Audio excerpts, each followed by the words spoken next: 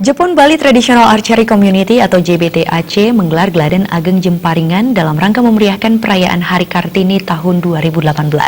Perayaan berlangsung di lapangan panahan tradisional Istana Jepun Bali di Denpasar dan Geladan Ajeng dibuka Ketua Pengprov Perpani Bali Gusti Ngurah Wisnu Mataram.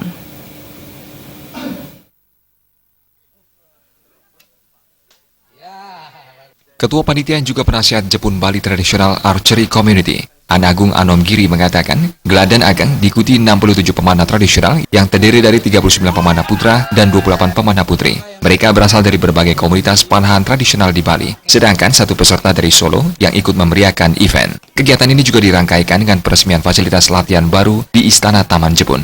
Anom Giri menambahkan, Geladan Ageng memiliki tujuan memotivasi anak-anak dalam pembiasan menghadapi geladan, meningkatkan prestasi, menumbuhkan kepercayaan diri anak, serta sebagai wadah evaluasi diri bagi pelatih.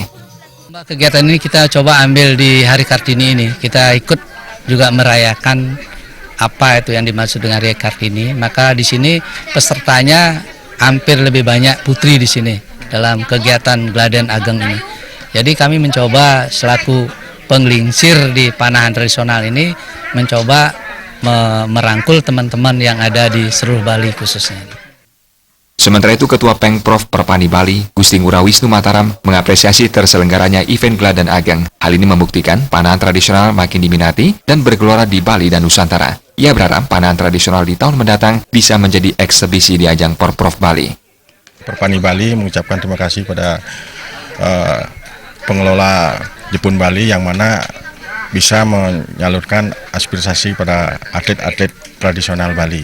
Yang dalam hal ini program dari pemerintah mengenai olahraga sport tourism untuk khususnya di Bali dan mempertahankan budaya-budaya yang merupakan peninggalan leluhur bisa kita lestarikan lewat panahan tradisional.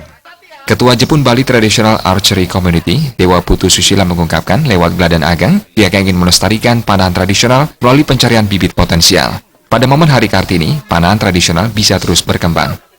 Berikan spirit kepada masyarakat, khususnya masyarakat Bali, bahwa kita harus cinta kepada kearifan lokal. Jadi kita memberikan spirit dari generasi muda, dari kalangan yang